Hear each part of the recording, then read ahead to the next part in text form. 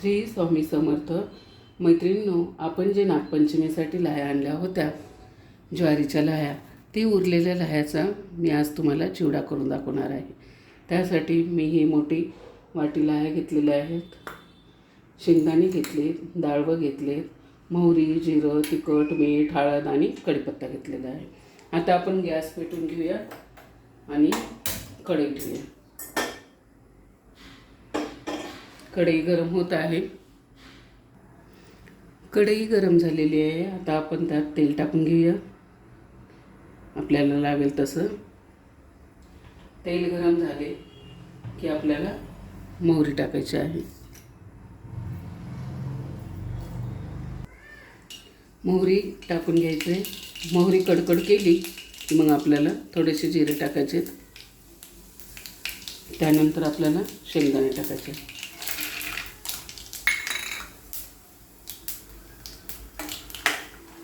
थोडं गॅस बारीक करूया थोडंसं.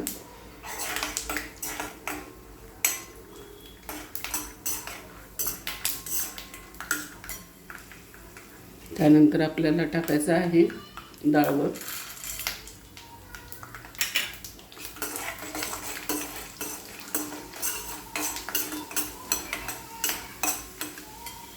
आता आपल्याला कढीपत्ता टाकून घ्यायचा आहे.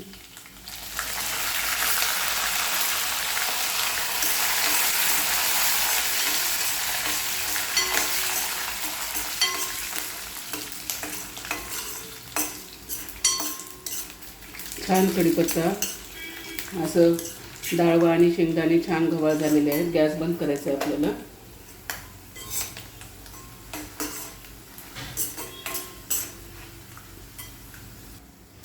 आता आपल्याला लागेल तसं आपण तिखट, मीठ, हळद टाकायचे आहे. मी आधीच काढून ठेवलेलं होतं. तिखट, मीठ आणि हळद टाकायचे आहे.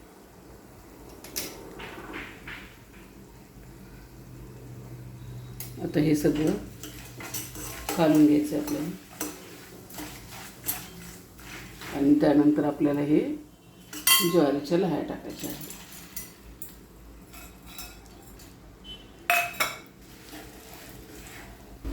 आता आपल्याला हे सगळं असं छानपैकी काढून घ्यायचं आहे.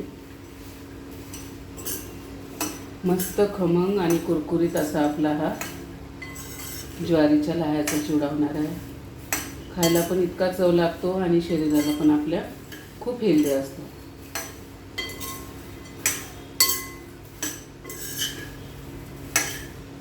एकदा नक्की करून पहा. खूप छान.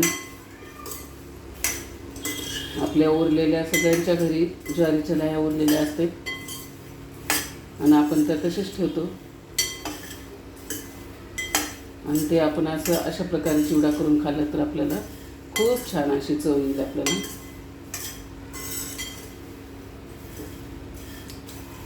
मस्त खुसखुशीत आणि खमंग असा करकरीत छान असा आपल्या ह्या ज्वारीच्या लाह्याचा चिवडा तयार आहे. बघा किती छान कलर पण आलेला आहे. हेल्दी चिवडा. मैत्रिणींनो, खुसखुशीत आणि खमंग असा हा चिवडा आपला तयार आहे. एकदा ट्राय करून नक्की पहा. व्हिडिओ कसा वाटला नक्की सांगा. आवडला असेल तर चॅनलला लाईक करा, शेअर करा आणि माझ्या चॅनलला सबस्क्राईब नक्की करा. मैत्रिणींनो, पहा किती सुंदर आणि खमंग असा चविष्ट असा हा आपला ज्वारीच्या लाह्याचा चिवडा तयार आहे.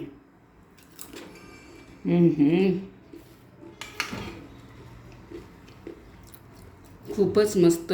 टेस्ट एकदम छान झालेली आहे. नक्की ट्राय करा तुम्ही.